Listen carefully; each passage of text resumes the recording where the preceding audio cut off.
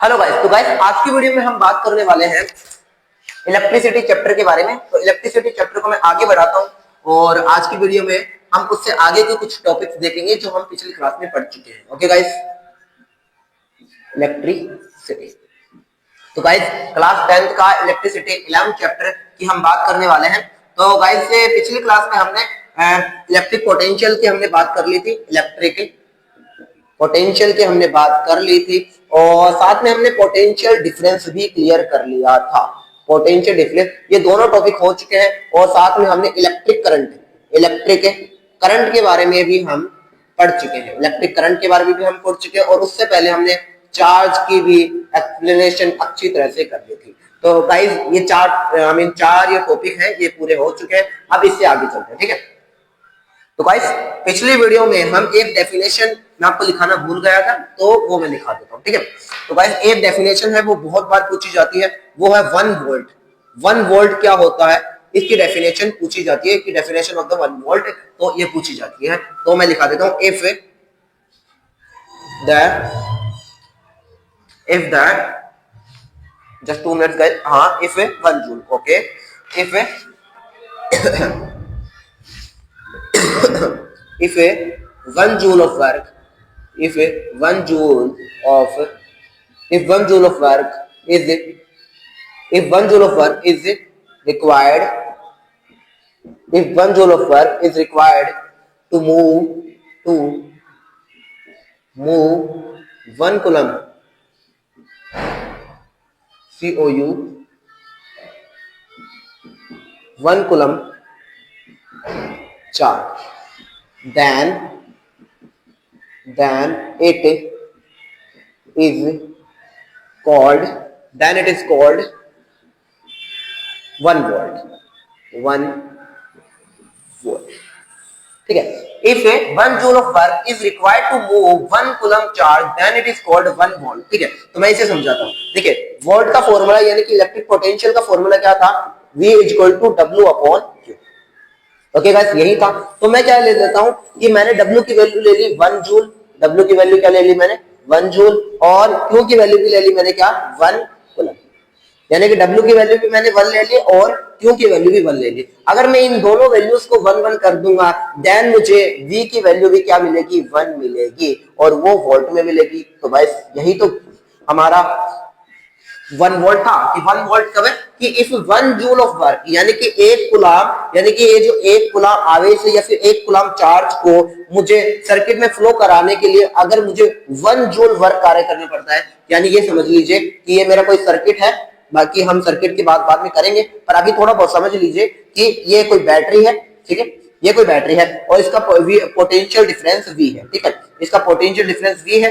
तो मुझे इस पूरी सर्किट में क्यों ये वाला आवेश, ये क्यों चार्ज मुझे इस पूरे सर्किट में फ्लो कराना है, क्यों चार्ज को मुझे इस पूरे सर्किट में फ्लो कराना है, जिसके लिए मुझे W वर्क करना पड़ा। और W कितना 1, यानी कि मुझे Q की वैल्यू भी अगर 1 हो, यानी कि 1 कूलम चार्ज को अगर मुझे पूरे सर्किट में फ्लो कराने के लिए 1 कूलम चार्ज को पूरे सर्किट में फ्लो कराने के लिए, इसे पॉजिटिव लेंगे साइड, 1 कूलम चार्ज को पूरे सर्किट में फ्लो कराने के लिए अगर मुझे 1 जूल वर्क काम करना पड़े, 1 जूल वर्क डन करना पड़े, तो जो मेरा वोल्ट है, जो मेरी वोल्टेज है, वो मुझे 1 वोल्ट मिलेगी। आशा करता हूं गाइस आपको समझ में आ चुका होगा। ओके गाइस, ठीक है। तो गाइस ये डेफिनेशन है, इसको आप लिख लो, ठीक है।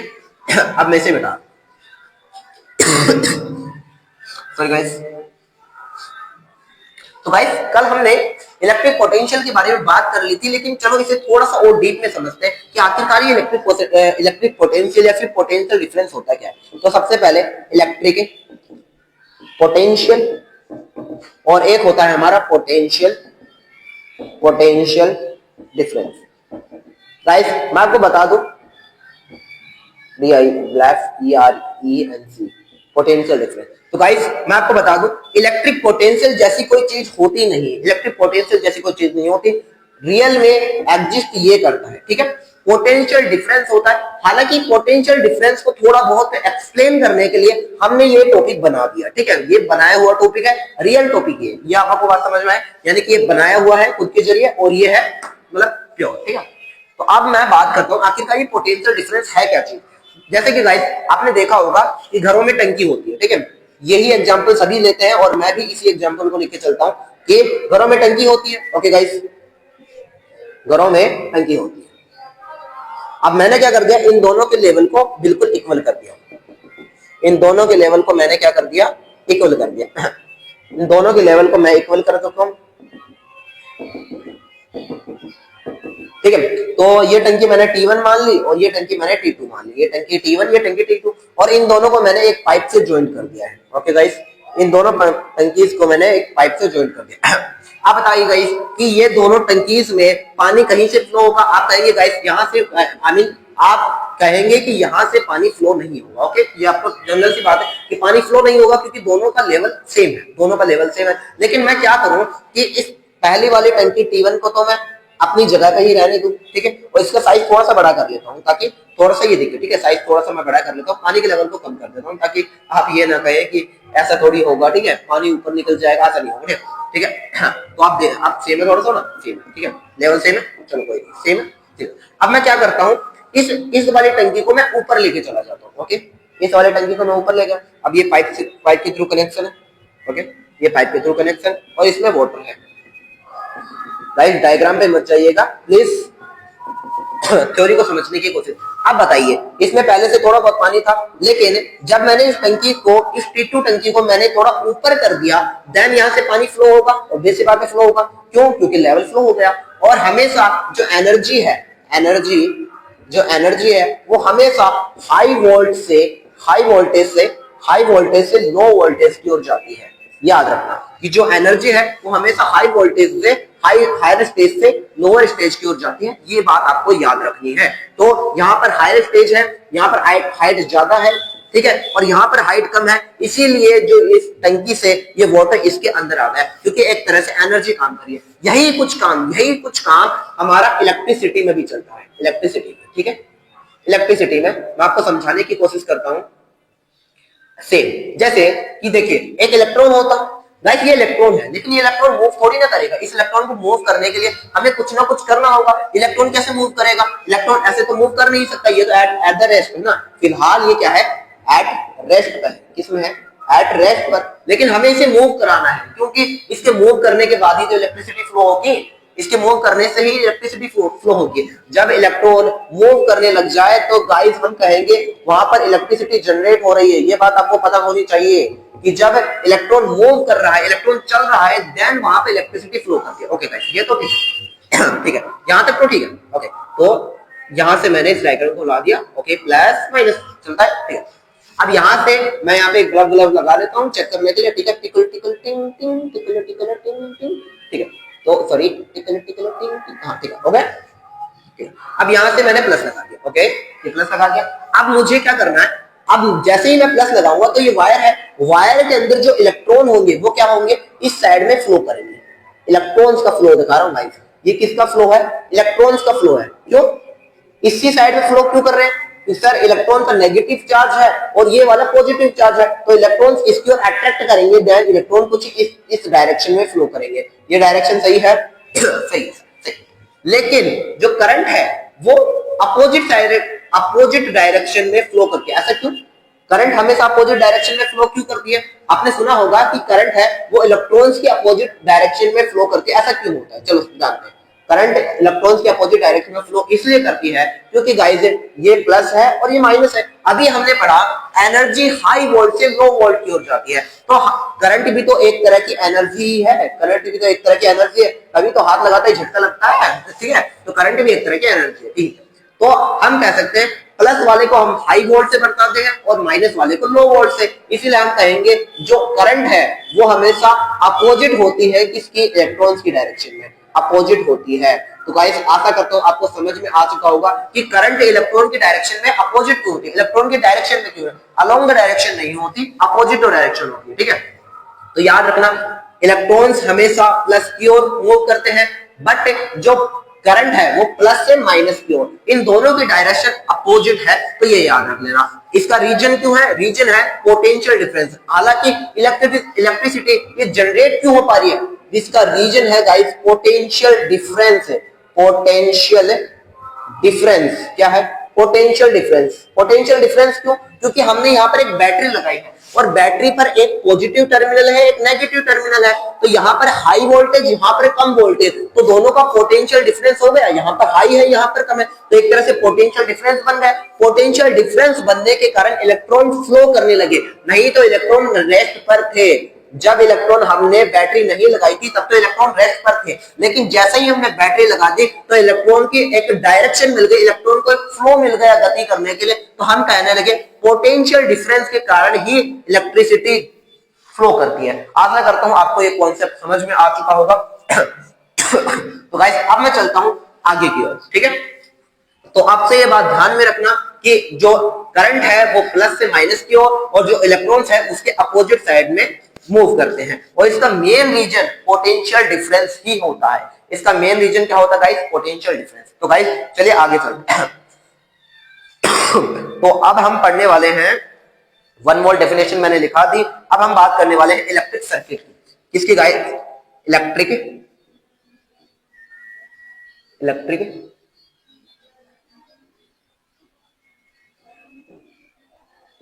सर्किट, ठीक है।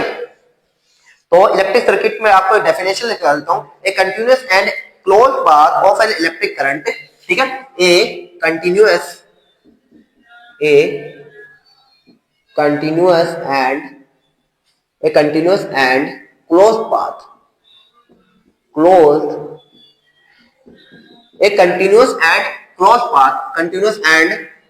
Of an electric current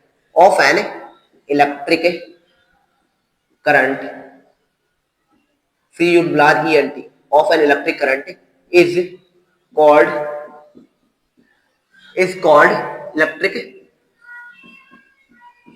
is called electric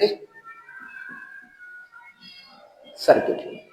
यानी कि हम कह सकते हैं एक कंटिन्यूअस होना चाहिए, एक closed path of an electric circuit is called electric current is called electric circuit. जैसे मैं बना के दिखाता हूं, तो जैसे कि ये अभी मैंने डायग्राम पहले बना दिया, पर मैं वापस बना के आपको दिखा रहा हूं। तो यहां पर मैंने क्या लगा दी? एक बल्ब लगा दिया, ओके। और ये हमने क्या लगा दिया? एक बैटरी लगा दी, ठीक है। वैसे हम इसे सेल कह सकते हैं, बैटरी का टर्मिनल कुछ बड़ा कर देते हैं। जैसे मैं आपको बताता हूँ, ये हम इसे सेल से डिनोट कर सकते हैं। ये दो लाइन खींचिए, प्लस वाली बड़ी वाली हमेशा प्लस की होती है, छोटी वाली माइनस की होती है। लेकिन अगर हम थोड़ी बड़ी बैटरी की बात करें, बड़ी बैटरी को दर्शाने के लिए हम क्या करते हैं? ये एक और सिंबल, और उसको हम इस तरह से क्लिक करके, हाँ कई लोग इसे नहीं दर्शाते हैं और कई लोग दर्शा देते हैं, तो इस तरह से और कुछ इस तरह से। तो ये सिंबल है बड़ी बैटरी का, कि यहाँ पर हमने एक बड़ी बैटरी लगा रखी है जिसका वोल्टेज काफी हाई है, ठीक है। तो ये बल्ब है, और हम यहाँ पर एक स्विच लगा देते हैं। अच्छा, स्विच लगाने का तरीका, अभी ये क्या है? खुला है। अभी ये क्या है? यानी कि अभी ये जो सर्किट है वो बंद है। अभी सर्किट क्या है? इस टाइम पर सर्किट, ये जो सर्किट है,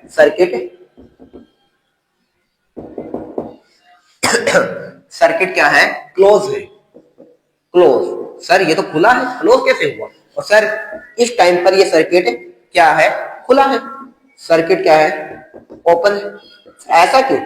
सर ये तो बंद होना चाहिए, ये तो खुला होना चाहिए, लेकिन ये तो कुछ उल्टा है। चलो बात करते हैं, ऐसा इसलिए हुआ है। देखो, ये दो वायर्स है, आपस में दो वायर्स है। जैसे मैं, ये वायर है, इसको बना के दिखाता हूं, और यहाँ पर एक छोटे वायर, ठीक है। और ये वायर है, ये मतलब वैसे वायर है, और ये कुछ अगले वाले वायर है, ओके। अब मुझे बताइए, जब तक मैं इन दोनों वायर्स को आपस में टच नहीं करूंगा तब तक क्या इलेक्ट्रिसिटी फ्लो होगी? सर नहीं होगी, बिल्कुल, क्योंकि इन दोनों वायर्स को आपस में टच करना होगा। जैसे एज एग्जांपल कि मैंने इन दोनों वायर्स को मैंने किससे जोड़ दिया? एक मोटर से जोड़ दिया, जो बचपन में आप कारने में छोटे मोटे करते ही होंगे, ठीक है। तो इस मोटर से जोड़ दिया, और यहाँ पर मैंने बैटरी लगा दी, ठीक है। यहाँ पर मैंने क्या लगा दिया? एक बैटरी लगा दी, हल्की सी, वही वाला डायग्राम है जो बचपन में आप बनाए होंगे, ठीक है सर। ये तो मैंने कर दिया। अब क्या होगा सर? अब यहाँ पर ये सर्किट तो टूटा हुआ है, यहाँ पर इलेक्ट्रिसिटी फ्लो नहीं होगी, क्योंकि सर आपको इन दोनों वायर्स को जोड़ना भी तो होगा। तो हम क्या कर देते हैं? इन दोनों वायर्स को जोड़ने के लिए कुछ एक कंडक्टर जैसी चीज लगा देंगे। ये कंडक्टर जैसी चीज लगा दी। अब ये गोला क्या बता रहा है? ये चीज क्या बता रही है? कि यहां से इलेक्ट्रिसिटी फ्लो होगी, और जैसे ही मैं इसको हटा दूंगा इलेक्ट्रिसिटी बंद हो जाएगी, सही है। तो ये जो चीजें क्या बता रही हैं? ये जो चीज है, यानी कि डॉट इस काले वाले सिंबल को बता रहा है कि सर्किट अब की बार ओपन है। ओपन क्यों? क्योंकि अब की बार इलेक्ट्रिसिटी फ्लो होगी, और इस टाइम पे क्लोज है। क्लोज क्यों? क्योंकि इसमें इलेक्ट्रिसिटी फ्लो नहीं हो सकती, क्योंकि तार टूटा हुआ। ये समझ लीजिए कि तार क्या है गाइस, टूटा हुआ। ठीक है, तो आशा करता हूं आपको ये समझ में आएगा और ये दोनों चीजें आप नोट कर सकते हैं। ठीक है, ये दोनों चीजें आप नोट कर सकते हैं, ये दोनों चीजें आप गाइस नोट कर सकते हैं। ठीक है, तो एक कंटिन्यूअस एंड क्लोज पाथ, एक कंटिन्यूअस है, इसके अंदर and close path of an electric current, तो इसमें करंट भी दर्शा देता हूं मैं, यानी करंट को भी शो कर देता हूं। ये मैंने क्या कर दिया, करंट को भी शो कर दिया। करंट हमेशा प्लस से माइनस की ओर जाती है। रीजन करंट हमेशा प्लस से माइनस की ओर क्यों जाती है सर? क्योंकि हमेशा एनर्जी है, करंट एक तरह की एनर्जी है, और एनर्जी हमेशा हाई वोल्टेज से लो वोल्टेज की ओर जाती है, तो हाई से लो की ओर जा रही है। जैसे कि ऊंची रखी हुई टंकी से पानी नीचे आता है, हाई से लो होगा। ओके, ठीक है, तो ये हमारा इलेक्ट्रिक सर्किट हो गया। ठीक है, यहां तक हो गया। चलिए आगे चलते हैं। अभी मैं इसे मिटा दूंगा गाइस, साथ साथ में आप प्लीज नोट भी करते रहना और एक अच्छे खासे नोट्स आप प्रिपेयर जरूर कर लेना, बाद में आपको काफी दिक्कत हो सकती है। ठीक है, तो गाइस अब मैं आगे चलता हूं। अब हम बात करने वाले एक very important point, ohms law. Ohm's law, और गाइस इसमें एक इंटरेस्टिंग थिंग है जिसको मैं आपको जरूर बताऊंगा, जो काफी सारे टीचर्स भी काफी बार गलती कर ही देते हैं। The potential difference generated between the ends of a conductor. पहले मैं थ्योरी लिखा देता हूं। The potential difference the potential difference between the potential difference between the ends of conductor CONDU CTO conductor ends of conductor wire is proportional की spelling देख लेता हूं भाई जी।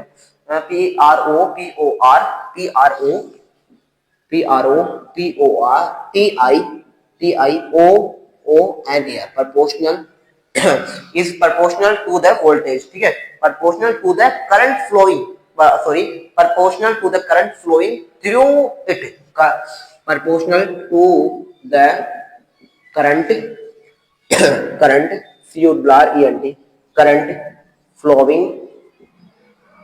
current flowing through TH, current flowing through it, but ये important है guys, but यहां से important है, but provided temperature, but provided TEMPERA temperature of conductor and DU provided temperature of conductor is the same is the same। अब इसका मतलब भी समझाता हूं, पहले थ्योरी आप नोट कर लीजिए और उसके बाद में इसका मतलब समझाता हूं। द पोटेंशियल डिफरेंस, यानी कि पोटेंशियल डिफरेंस, इसको हम किससे निरूपित करते हैं? V से, यानी कि इसको हम किससे शो करते हैं? पोटेंशियल डिफरेंस है, इसको हम किससे शो करते हैं? V से। Between the ends of conductor wire. ठीक है, यानी कि जो कंडक्टर वायर के एंड यानी कि किनारे की बात कर रहा है गाइस। जैसे ये तार हो गया, तार का ये प्लस सिरा और ये वाला माइनस सिरा, तो तार के जो एंड्स है, वायर के जो एंड होते हैं, वायर के ये वाले एंड्स, इनके एंड्स, तो इनके एंड तक जो पोटेंशियल डिफरेंस है between the ends of conductor wire is proportional होता है, यानी कि पोटेंशियल डिफरेंस प्रोपोर्शनल होता है, is proportional to the current यानी करंट फ्लोइंग, यानी ये किसके प्रोपोर्शनल होता है? करंट के। वैसे हमारा काम तो ये तो होगा current flowing through it, but provided temperature of conductor is the same. लेकिन अगर इसकी कंडीशन ये है कि ये जो तुमने वायर लगा रखे हैं, इनके वायर की जो फिजिकल प्रॉपर्टीज है, इसमें टेम्परेचर की बात ही कर रही थी, लेकिन मैं आपको बताऊं जो फिजिकल प्रॉपर्टीज है, वो फिजिकल प्रॉपर्टीज क्या होनी चाहिए? कांस्टेंट होनी चाहिए। फिजिकल प्रॉपर्टीज क्या होनी चाहिए? Remains constant. क्या होनी चाहिए? कांस्टेंट होनी चाहिए। याद रखना, जो फिजिकल प्रॉपर्टीज हैं इस वायर की फिजिकल प्रॉपर्टीज वो क्या होनी चाहिए? कांस्टेंट होनी चाहिए, यानी कि टेम्परेचर, प्रेशर, ये सारी चीजें कांस्टेंट होनी चाहिए, ये सारी चीजें बदलनी नहीं चाहिए, वेरिएबल नहीं होनी चाहिए। आशा करता हूं आपको ये बात समझ में आ चुकी होगी। तो अब यहां से ये दोनों चीजें आपस में प्रोपोर्शनल है, प्रोपोर्शनल का साइन हम हटाएंगे तो सर एक कांस्टेंट आता है। सर वो कांस्टेंट क्या होता है? सर वो कांस्टेंट क्या होता है? R होता है, और R V = RI। सर ये हमारा ओम का रूल है। सर ओम के रूल में हमें बात नहीं याद, क्या ये बात याद रखनी है कि जो पोटेंशियल डिफरेंस होता है वो करंट के प्रोपोर्शनल होता है, बस याद हमें रखनी है, याद हमें क्या रखना है कि जो फिजिकल प्रॉपर्टीज होती है, जो वायर की फिजिकल प्रॉपर्टीज होती है वो क्या होती है, सेम होती है, कांस्टेंट होनी चाहिए, आई मीन कांस्टेंट होनी चाहिए, सेम नहीं कांस्टेंट होनी चाहिए। ठीक, अच्छा सर इसमें एक रूल है कि सर V प्रोपोर्शनल I है, सर हम इसे यूं नहीं लिख सकते क्या, I प्रोपोर्शनल V, क्या हम इसे यूं नहीं लिख सकते? बेटा लिख तो सकते हैं, पर दिक्कत है कि आप ये कर दोगे, ठीक है, ये सही है और ये भी सही है, ये नहीं है, ये गलत नहीं है। जब इसका मतलब क्या है, इसका मतलब वोल्टेज बढ़ाओगे तो करंट बढ़ेगी, करंट बढ़ेगी तो वोल्टेज बढ़ेगी, इसका मतलब ये है वोल्टेज बढ़ाओगे तो करंट बढ़ेगी। हालांकि सीधा मतलब तो ये है कि वोल्टेज बढ़ाओगे तो करंट बढ़ेगी, सही है कि एनर्जी ज्यादा, एनर्जी हाई वोल्टेज से, मतलब मेरा कहने का मतलब है कि ये टंकी तुमने और इसको तुमने ऊपर, अब मैं इसको और ऊपर कर दूंगा तो पानी और तेजी से आएगा ना, तो जैसे ही वोल्टेज बढ़ाओगे तो करंट और तेजी से बहेगी, यही तो बात है, करंट और तेजी से बहेगी, ये तो सही है। हालांकि रूल तो सही है, लेकिन अगर हम ये करना चाहें, मान लो ये हम करना चाहें कि इसका रूल क्या है कि वोल्टेज बढ़ेगा तो करंट बढ़ेगी, यानी कि करंट बढ़ेगी तो वोल्टेज, ये तो सही है, लेकिन आप गलती क्या कर दोगे, गलती ये कर दोगे इस साइन हटाओगे और आर वी कर दोगे, बस ये गलत हो जाता है। ठीक है, यहां पर होगा क्या, प्रोपोर्शनल का साइन हटने के बाद होगा क्या, इन दोनों को हमें सेम करना, बराबर का साइन क्या बताता है, इक्वल का साइन क्या बताता है कि हमें इन दोनों को सेम करना है। तो गाइस सेम करने के लिए हमें कोई ना कोई एक अदर वैल्यू को हमें उससे गुणा करना होगा, ठीक है, अदर वैल्यू को हमें गुणा करना होगा, तो अदर वैल्यू को हमें मल्टीप्लाई करना हो, अदर वैल्यू को आप मल्टीप्लाई इस साइड नहीं कर सकते, क्योंकि अगर आप इस साइड में मल्टीप्लाई कर दोगे तो ये वैल्यू बराबर होगी ही नहीं, ये वैल्यू दोनों सेम नहीं होंगी। V equal to R I, ये दोनों वैल्यू सेम है, V और आर आई ये दोनों वैल्यू सेम है, यानी कि यहाँ पे मैथ के रूल से अकॉर्डिंग करें तो ये 2 किलो तो ये भी 2 किलो, ये कुछ इस तरह से, लेकिन यहाँ पर ये दोनों वैल्यू सेम नहीं है, ये 3 किलो हो चुकी है और ये भाई साहब हमारा क्या हो चुका है, ये 2 किलो ही रह गया, तो कुछ इस तरह से। तो अगर आप ये करना चाहते हो तो आपको क्या करना होगा, यहां पर लगाना होगा अब बराबर, अब हमारा वो रूल वैसे ही आ जाएगा, R equal to V upon I, ठीक है, अब ये रूल सही है, यानी कि ये वाला गड़बड़ नहीं है, ये तो सही है, बट ये जो कंडीशन तुम कर देते हो कि हम ये कंडीशन के I is equal to R V, ये गलत है, ठीक है, ये गलत नहीं है, ये गलत है। ओके गाइस, आपको समझ में आ चुका होगा, हालांकि प्योर जो है वो यही है, इसे ही हमें अपनाना है कि वोल्टेज देने के बाद में ही करंट आती है, करंट पहले नहीं आती, वोल्टेज के बाद में आती है, तो ये आप बात ध्यान रख लेना। ओके गाइस, तो यहां तक हो गया होगा। चलिए अब मैं इसे मिटा देता हूं, अब आगे बात करेंगे। ओके गाइस,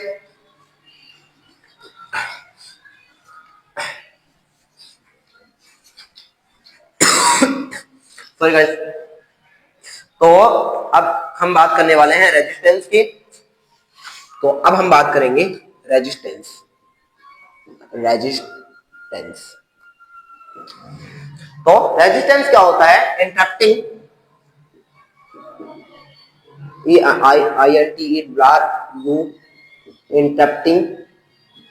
इंटरप्टिंग की स्पेलिंग देख लेता हूं वैसे, INTERRUPT से है, interrupting the electric current, interrupting the electric current is called resistance।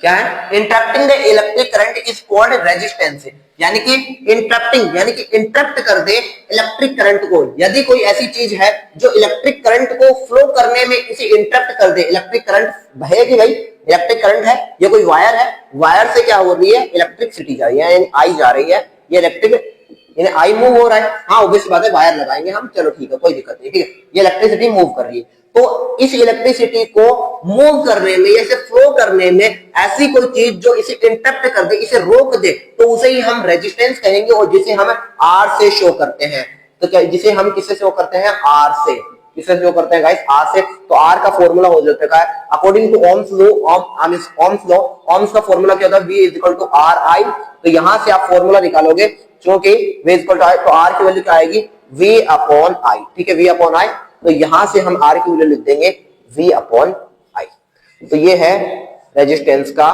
Formula, resistance का फॉर्मूला आपको नोट करना है। ओके, तो ये रेजिस्टेंस का फॉर्मूला है, इसे नोट कर लो। ओके गाइस, अच्छा, इसे थोड़ा सा वो डायग्राम से हम समझाने की कोशिश करते हैं। डायग्राम दिया गया है तो हम इसे डायग्राम से, आपने इस फॉर्मूले में नोट कर लिया, मैं इसे मिटा रहा हूं, मैं एक डायग्राम बनाने वाला हूं जिसकी हेल्प से हम और अच्छा समझ सकते हैं। जैसे कि मैं एक सर्किट बना रहा हूं और वो सर्किट आप नोट कर लेना, उसे अपने कॉपी में जरूर बना लेना, ठीक है। तो एक डायग्राम बना रहा हूं, जैसे कि यहाँ पर कुछ एटम्स हैं, ओके, चलो मैं दो ही बना लेता हूँ, ज्यादा नहीं करते। यहाँ पे कुछ एटम्स है, यहाँ पे कुछ एटम्स है, ठीक है। और ये वाले क्या है, इलेक्ट्रॉन्स, ये क्या है, इलेक्ट्रॉन्स है। ये बड़े वाले गाइस एटम्स हैं, और ये जो काले काले में दर्शा रहा हूँ ये क्या है, इलेक्ट्रॉन्स है। ये काले काले क्या है, इलेक्ट्रॉन्स है। ये काले भाई साहब हैं, कालू भाई साहब, कालू भाई साहब हैं इलेक्ट्रॉन, क्या है गाइस, इलेक्ट्रॉन। और ये बड़े भाई साहब हैं मोटे मोटे, ये क्या है, एटम, का है एटम, ठीक है। अब क्या हम करेंगे, इसको हम जोड़ देते हैं, किससे जोड़ देते हैं गाइस, बैटरी से, ओके। तो इसको हम बैटरी से जोड़ देंगे। सर बैटरी से जोड़ने के बाद प्लस और माइनस लगाओगे, यानी कि आपने पोटेंशियल डिफरेंस क्रिएट कर दिया।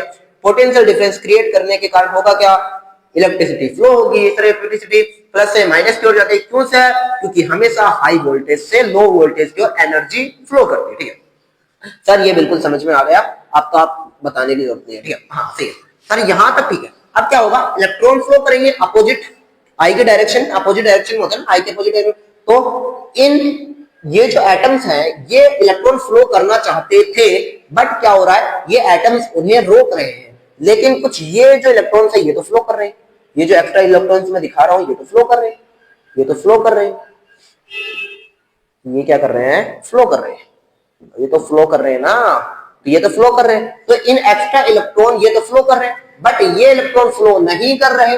ये इलेक्ट्रॉन फ्लो क्यों नहीं कर रहे, क्योंकि एटम आ जा रहे हैं, एटम के बड़े बड़े मॉलिक्यूल आ जा रहे हैं, जिनके कारण ये इलेक्ट्रॉन्स फ्लो नहीं कर पा रहे। तो एक तरह से रेजिस्टेंस क्रिएट हो गया, किनके कारण, एटम्स के कारण, जिनके कारण जो इलेक्ट्रिसिटी है वो फ्लो नहीं कर पाएगी। कहीं ना कहीं गाइस जो इलेक्ट्रिसिटी है वो किसके कारण फ्लो करती है, इलेक्ट्रॉन्स के मूव के कारण ही फ्लो करती है। ये बात आप जरूर याद रखना, इलेक्ट्रॉन्स के मूव के कारण ही फ्लो करती है। अच्छा, इसका कारण थोड़ा बहुत मैं आपको समझा सकूं, जैसे थोड़ा सा कि इलेक्ट्रॉन है, इलेक्ट्रॉन मूव करेगा, इलेक्ट्रॉन मूव करेगा, ठीक है। जैसे ही इलेक्ट्रॉन मूव करेगा तो आपने पढ़ा होगा कि इलेक्ट्रॉन की डेफिशिएंसी प्लस के रूप में हम दर्शाते हैं कि इलेक्ट्रॉन, जब इलेक्ट्रॉन की कमी हो जाती है, या फिर पढ़ लेना कि जहां इलेक्ट्रॉन की कमी होती है, जहां इलेक्ट्रॉन की डेफिशिएंसी होती है, वहां हम प्लस दर्शाते हैं कि मान लीजिए इलेक्ट्रॉन यहां आ गया और यहां पर हमने प्लस दर्शाया। तो जैसे जैसे इलेक्ट्रॉन आगे मूव करेगा वैसे वैसे ये जो पॉजिटिव चार्ज है, ये पॉजिटिव चार्ज उसके पीछे रहेगा, ठीक है। इलेक्ट्रॉन मूव करेगा, पॉजिटिव चार्ज पीछे, इलेक्ट्रॉन मूव किया, पॉजिटिव चार्ज पीछे। तो हम ये एक तरह से, ये वैसे ये प्योर थ्योरी नहीं है, पर इसे हम थोड़ा बहुत समझ सकते हैं कि इस तरह से हम कह सकते हैं कि इलेक्ट्रॉन का मूव तो पीछे, इलेक्ट्रॉन का मूव आगे, और पॉजिटिव डायरेक्शन, पॉजिटिव जो चार्ज है वो पीछे, इस तरह से हम कह सकते हैं। और जो पॉजिटिव चार्ज है वो हमेशा हमेशा कहां पर मूव करते हैं, जो पॉजिटिव चार्ज के कारण हमेशा आई की डायरेक्शन होती है, ये कह सकते हैं पॉजिटिव चार्ज की डायरेक्शन आई की डायरेक्शन। तो इलेक्ट्रॉन आगे और आई यानी कि पॉजिटिव चार्ज पीछे, इस तरह से हम थोड़ा बहुत समझ सकते हैं। बाकी आपको याद रखना है कि इलेक्ट्रॉन इलेक्ट्रॉन की मूव की डायरेक्शन के अपोजिट डायरेक्शन में आई की डायरेक्शन होती है, याद रखना, ओके। अब मैं इसे मिटा रहा हूं, ओके। तो हमें रेजिस्टेंस समझ में आ गया कि रेजिस्टेंस क्या होता है, interface the electric current is called resistance, यानी कि इलेक्ट्रिसिटी के फ्लो में कोई भी जो रुकावट होती है, जो बाधा होती है, हिंदी में कहें तो उसे ही हम क्या कहेंगे, रेजिस्टेंस कहेंगे, ओके गाइस। तो अब हम बात करने वाले हैं, दो डेफिनेशन हैं जिनको मैं लिखा देता हूं ताकि हमारा कोर्स टाइम पर होता रहे, ठीक है। Variable variable resistance, resistance, variable resistance, और एक होता है हमारा रियोस्टेट, रियोस्टेट, ठीक है। इन दोनों की डेफिनेशन आपको मैं नोट करा देता हूं और इन्हें अच्छी तरह समझा देता हूं। इन दोनों डेफिनेशन को हमें याद करना है। चलिए बात करते हैं। The components used to control the electric current in a circuit, the component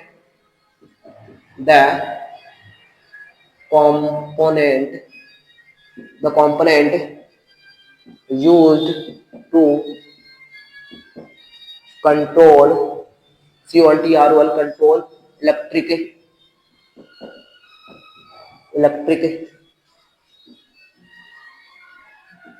current in a circuit, in a CIRCU, in a circuit without without changing the source voltage, without without changing without changing the source voltage, without changing the source voltage is called variable variable resistance, variable guys variable resistance की जैसा ही कुछ ये होता है, तो पहले variable resistance को समझाता हूं।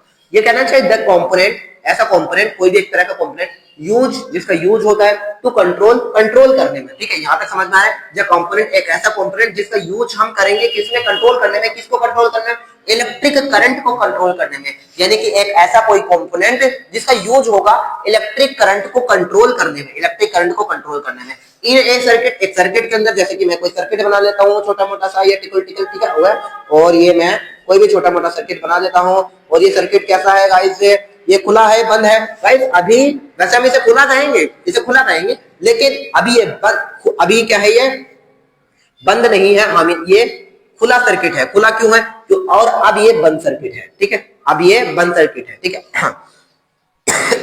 वैसे अब इसे हम चालू कहेंगे, यानी अब ये चालू है, अब ये क्या है, अब इसे क्लोज सर्किट कहेंगे ना, अब इसे क्लोज सर्किट कहेंगे, मतलब आप समझ गए होंगे, यानी अब इलेक्ट्रिसिटी फ्लो होगी, अब इलेक्ट्रिसिटी फ्लो नहीं होगी। ओपन थोड़ा क्लोज में थोड़ा सा डिस्टर्बेंस हो ही जाता है, बस उल्टा आप समझ लेना, यानी कि अब ये सर्किट चालू, ठीक है, अब ये ओपन है, अब इससे इलेक्ट्रिसिटी फ्लो होगी, और अदरवाइज अगर हम इसे बंद कर देंगे तो इलेक्ट्रिसिटी फ्लो नहीं होगी, और अब ये इलेक्ट्रिसिटी फ्लो होगी, ठीक है, याद रखिए। अब क्या है, the component used to control electric current in a circuit, एक सर्किट में एक ऐसा कोई component used to control electric current in a circuit without changing the source voltage. तो हम यहां से कोई भी एक परिवर्ती प्रतिरोध लगा देते हैं, परिवर्तित प्रतिरोध जिसे हमें, या फिर क्या कहते हैं, कुछ ऐसा सा, ठीक है, और इसे हमें कुछ इस तरह से दर्शाते हैं, कुछ इस तरह से, ठीक है गाइस। ये जो साइन होता है, ये जो साइन मैं आपको बता रहा हूं, ये जो साइन होता है, ठीक है, ये साइन होता है किसका, रेजिस्टेंस का, और उसके ऊपर हम कुछ ऐसा सा एरो बना देते हैं, तो ये क्या कहलाता है, परिवर्ती प्रतिरोध, जिसे वेरिएबल रेजिस्टेंस कहते हैं, ठीक है। किताब में देख लेना, शायद यही होगा, ठीक है, मुझे थोड़ा सा मिसकंसेप्शन है कि एरो ऐसे ही होगा या कुछ होगा, चलो ठीक है, मतलब ये एक परिवर्ती प्रतिरोध मैंने कुछ इस तरह से बना दिया, ठीक है। ये वेरिएबल रेजिस्टेंस है, अगली क्लास में देख लूंगा, शायद इसका साइन कुछ ऐसा ना हो, मुझे ऐसा लग रहा है कि इसमें कुछ गलती है, बाकी हम ठीक है, ठीक है। ये परिवर्तित, एक बार मान लेते हैं, ये परिवर्तित प्रतिरोध वेरिएबल रेजिस्टेंस है, ओके, ठीक है। किताब में आप, मैं कल बता दूंगा आपको ये सही है या गलत, बाकी मेरा अकॉर्डिंग सही होगा। तो वेरिएबल रेजिस्टेंस तो ये वेरिएबल रेजिस्टेंस करेगा क्या, ध्यान से सुनो, ये वेरिएबल रेजिस्टेंस करेगा क्या, इसकी जो वोल्टेज है इसमें तो कोई चेंज नहीं करेगा, इसकी वोल्टेज मान लो आपने 12 वोल्ट दे दी, तो 12 वोल्ट में कोई चेंज नहीं देगा, 12 वोल्ट की 12 वोल्ट रहेगी, इसमें कोई भी चेंज नहीं होगा। 12 वोल्ट की बैटरी 12 वोल्ट की बैटरी रहेगी, इसमें कोई चेंज नहीं, लेकिन होगा क्या, ये जो है, ये जो डिवाइस है, ये जो इंस्ट्रूमेंट है, ये जो कंपोनेंट है, ये क्या करेगा, इसकी इलेक्ट्रिसिटी को कंट्रोल करेगा। देखो गाइस, वेरी इंटरेस्टिंग पॉइंट है कि जो ये रेजिस्टेंस है, ये जो वेरिएबल रेजिस्टेंस है, ऐसा रेजिस्टेंस है जो इसकी वोल्टेज में कोई परिवर्तन नहीं करेगा, इसकी वोल्टेज में कोई चेंजमेंट नहीं करेगा, फिर भी इलेक्ट्रिसिटी में चेंज कर देगा। यानी कि हम कह सकते हैं वोल्टेज में नो चेंज, वोल्टेज में नो चेंज, यानी कि ओम लोग को तो भूल ही गई भाषा, यानी वोल्टेज में कोई चेंज नहीं करेगा, विदाउट चेंज, लेकिन करंट को क्या करेगा, ये करंट में चेंज होगा, करंट में चेंज होगा, करंट में चेंज होगा, करंट में चेंज होगा। ऐसा होता क्यों, ऐसा होता है ऐसा होता क्यों, ऐसा इसलिए होता है कि ये जो है, ये कुछ जो वायर है, वायर की जो कंडीशन है उसको थोड़ा चेंज कर देता है, और उसके अंदर जो एटम्स हैं, उनके अंदर जो मॉलिक्यूल्स हैं, उनके कारण कुछ ऐसा होता है। बाकी इसके बारे में हम थोड़ा सा डिटेल में बाद में समझेंगे, ठीक है, ये इंटरनल है। तो अभी हमें यही समझना है, बस इतना सा समझना है कि वेरिएबल रेजिस्टेंस एक ऐसा रेजिस्टेंस होता है जो वोल्टेज में चेंज नहीं करता, without change in voltage, but electricity में चेंज कर देता है, बस इतना सामने से समझना है, ठीक है। आपको आशा करता हूं समझ में आ गया। अब हम नीचे वाले की डेफिनेशन समझ लेते हैं, आशा करता हूं आपने डायग्राम बना लिया होगा, ठीक है। तो फर्स्ट डेफिनेशन ये। अब सेकंड डेफिनेशन है, the device used to change the resistance, the device used to the device used to the the device used to change the resistance of an electric circuit an electric of an electric circuit is called rheostat. Rheostat की spelling, हाँ, rheostat. वैसे हिंदी में से धारा नियंत्रक कहते हैं, धारा नियंत्रक, बाकी हिंदी वाले से ज्यादा समझ में आता है।